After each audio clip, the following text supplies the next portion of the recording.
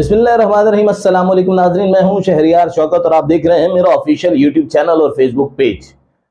पिछली वीडियो के ऊपर एक मखसूस टोले ने कुछ कमेंट्स किए, जिन कमेंट्स में ये कहना था कि ये स्क्रिप्ट जमीयत उलमा इस्लाम की जानिब से लिख कर दिया गया है। भाई, अव्वल तो बात यह है कि जमीयत उलमा इस्लाम तो क्या, मैं तो खुद भी स्क्रिप्ट नहीं लिखता।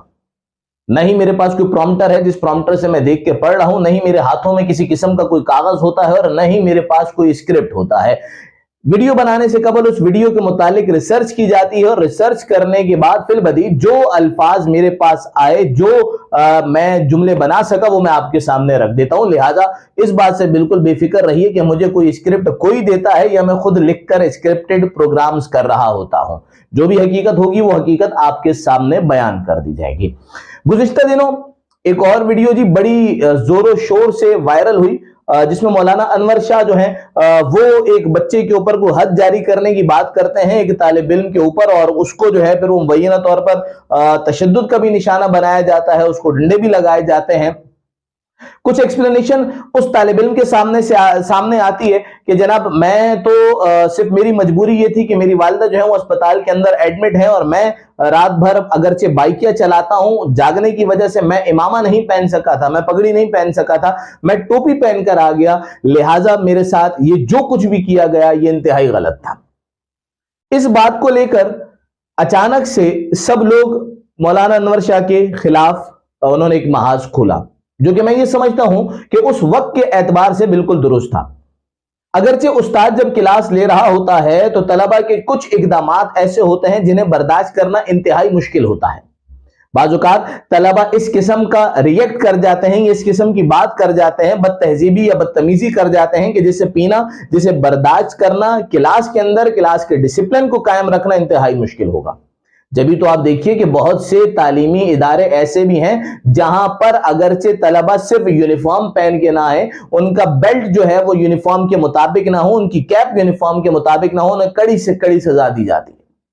और वो सजा न सिर्फ उनके असातिज़ा बल्कि उनके सीनियर्स भी उन्हें देने का इख्तियार रखते हैं। इसी का नाम डिसिप्लिन है। लेकिन इस तमाम सूरत हाल के बावजूद किसी भी सूरत एक आलिम दीन का या एक उस्ताद का या एक मुअल्लिम का तशद्दुद या तलबा के किसी भी किस्म के अमल के ऊपर उसका इतना शदीद रिएक्शन आना, इसे कबूल नहीं किया जा सकता। मैं ये भी कहूंगा कि अगर वो तालिब इल्म, उसकी वालिदा अस्पताल में दाखिल ना होती, वो तालिब इल्म रात भर जागा हुआ ना होता, फिर भी इस गलती की बुनियाद पर ऐसा रिएक्शन देना एक आलिम या एक मुअल्लिम या एक उस्ताद को जेब नहीं देता। अल्हम्दुलिल्लाह जब ये वीडियो सामने आई तो खुद भी मौलाना अनवर शाह की जो गलती है, इस गलती को सोशल मीडिया पर हमने कहा कि ये गलत है, और वो लोग जिन्होंने उसकी हिमायत की, उसकी हिमायत करने वालों को भी हमने अल्हम्दुलिल्लाह बड़े खुले अंदाज में गलत करार दिया।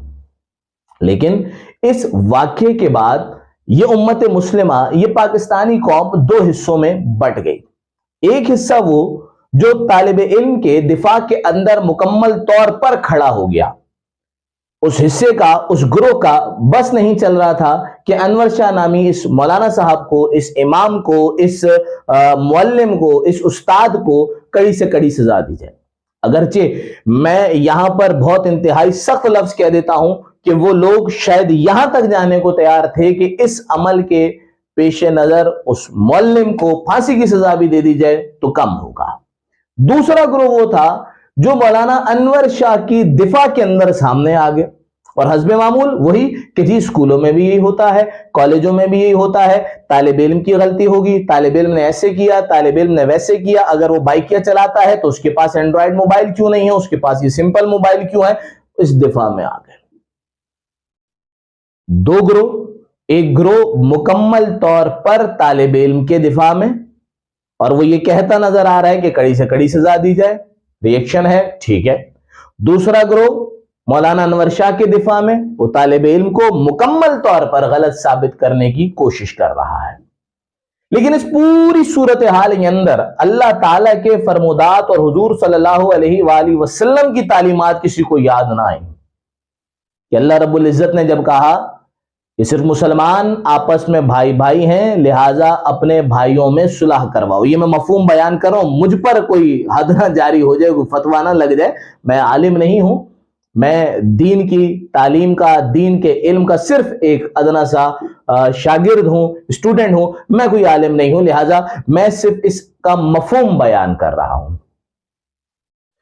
اللہ تعالیٰ کا احکامات تو یہ ہیں کہ مسلمانوں کے دو گروہ اگر آپس میں لڑ پڑیں تو ان دو گروہوں کے درمیان صلح کروا دو۔ حضور صلی اللہ علیہ وسلم نے بھی انہی لوگوں کو پسند کیا جو دو مسلمانوں کے درمیان صلح کروائیں۔ حضور صلی اللہ علیہ وسلم کے فرمودات، ان کی احادیث، ان کے ارشادات، ان کے اقوال کسی کو یاد نہ آئے، فیس بک کا محاذ سنبھالے، ہر ایک مجاہد آگے بڑھتا چلا گیا اور کسی نے مولانا انور شاہ کو تختہ دار تک پہنچانے کی کوشش کی، جبکہ کسی کی جد و جہد طالب علم کو استاد کی اہمیت یاد دلانے کی جانب گامزن تھی، لیکن کسی کو اللہ رب العزت کے فرمودات یاد نہ آئے، کسی کو قرآن کی آیات یاد نہ آئیں، کسی کو احادیث یاد نہ آئے، کسی کو اولیاء کے اقوال یاد نہ آئے،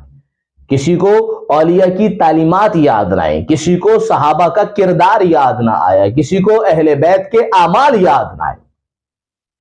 دونوں گروہوں کو یاد آیا تو لڑائی، جھگڑا، سزا، جزا، غلط، صحیح، فیصلہ، عدالت، یہی سب یاد آیا۔ اور اس پوری صورتحال کے اندر بالآخر صورتحال ایسی ہو گئی کہ یہ معاملہ بڑھتے بڑھتے قانونی کارروائی تک پہنچنے والا تھا۔ اور یہاں پر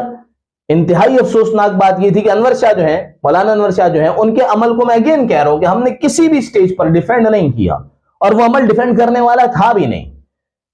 لیکن ان کی آڑ میں ایک عظیم دینی مدرسے کو، بلکہ میں یوں کہہ دیتا ہوں کہ پاکستان کے تمام مدارس کو ایک بار پھر نشانہ بنایا گیا۔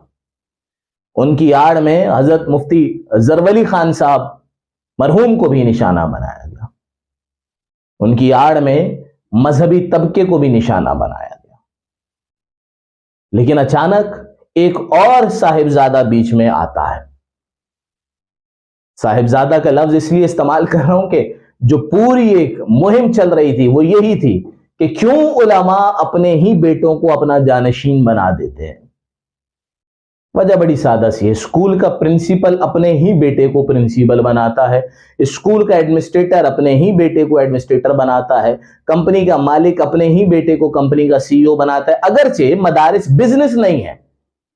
اگرچہ مدارس کا دنیاوی طرز عمل الگ ہونا چاہیے، لیکن پھر بھی بہرحال میں یہ ضرور کہوں گا کہ اگر کسی عالم کے، کسی ناظم صاحب کے، کسی محتمم کے، کسی مدرسے کے ہیڈ کے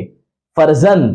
بیٹے، اولاد اس قابل ہے، انہوں نے اس کی تربیت ایسی کی ہے، تو یقینی طور پر انہیں ان کے مدرسے کے اندر اہم مقام ملنا چاہیے، اس میں کوئی برائی نہیں ہے۔ وہ آپ کے ساتھ رہا ہے، باپ کی تربیت اس نے حاصل کی ہے، ان کو دیکھا ہے، ان کو پرکھا ہے، ان کی سنی ہے، ان کی سمجھی ہے، تو بالکل وہ زیادہ بہتر طریقے سے یہ کام کر سکتا ہے، اس میں کوئی حرج نہیں ہے۔ لہٰذا اس بات کو ایک طرف رکھتے ہوئے ایک اور صاحبزادہ جن کا تعلق دینی گھرانے سے تھا، جن کا تعلق ایک ایسے گھرانے سے تھا کہ دین کے لیے جس کی خدمات کو نہ صرف پاکستان بلکہ پوری دنیا کے اندر تسلیم کیا جاتا ہے، وہ صرف وفاق المدارس کے ترجمان نہیں ہیں بلکہ وہ تمام علماء، اور میں یوں کہہ دیتا ہوں کہ وہ تمام مذہبی طبقے کے ترجمان ہیں، جنہوں نے ہمیشہ مذہبی طبقے کو جوڑے رکھنے کی بات کی، جنہوں نے ہمیشہ فرقہ واریت سے ہٹ کے مذہبی طبقے کو جوڑنے کی بات کی،